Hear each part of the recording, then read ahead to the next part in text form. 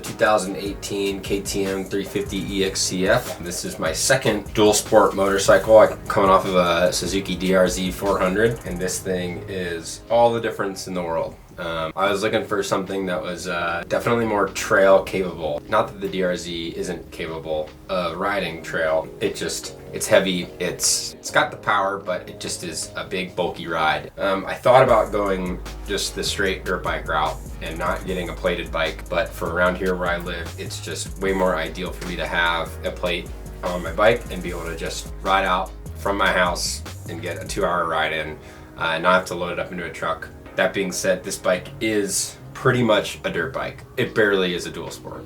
It's choked up from the factory, so it's not quite as powerful as it is capable of being, but with some aftermarket parts, this thing can be a full-fledged 100% dirt bike that has plates on it.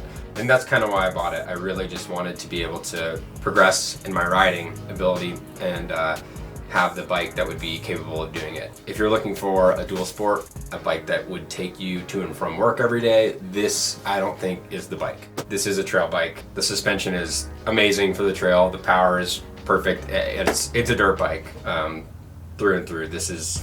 They built this machine to be kick-ass, and it really is. It's a lot of fun. When people are looking at this bike, I think they're really concerned about the maintenance intervals. They do seem excessive, but honestly, they're not that difficult. Oil changes need to happen a little more regularly, but to be honest, like if you're gonna spend over $10,000 on a dirt bike, then you're gonna be fine with spending the money on the oil to keep it in tip-top shape.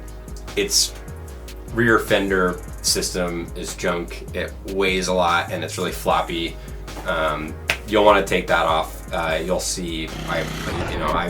I tried cutting off the bottom of it and then just like zip tying my license plate to it, and then often found my license plate 3 miles back on the trail or popping off from the back tire after like hitting a rock or something. So I ended up just getting the Fender Eliminator kit to keep everything kind of tight and controlled.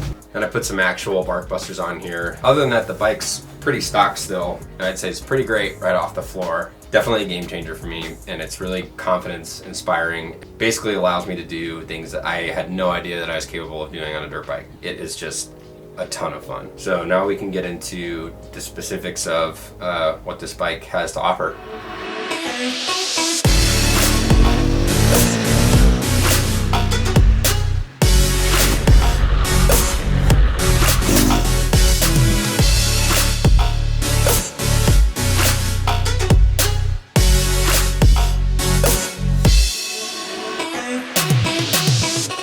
The 350 EXC-f is an enduro bike that is liquid cooled and 6 speeds.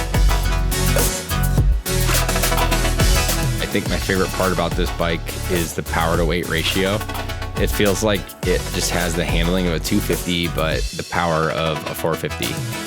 The response from the throttle is insane thanks to the fuel injection system, and is especially noticeable coming from a carbureted bike like the DRZ. I haven't played around with the gear ratios yet, but I think I might prefer a smaller tooth sprocket in the front over the stock gearing. The bike stock is quick off the line, but I do find myself having trouble picking between first and second gear when zipping around the tight stuff. The adjustable WP suspension is incredible. Its response to anything you throw at it feels dialed and predictable. I've been playing with it a little bit more recently, and I feel like I'm really fine-tuning its performance, which is extremely noticeable. I'm not the best at braking, but the hydraulic brakes, they just feel like they can stop the overall light bike on a dime. So overall, I'll reiterate that this bike is just simply amazing.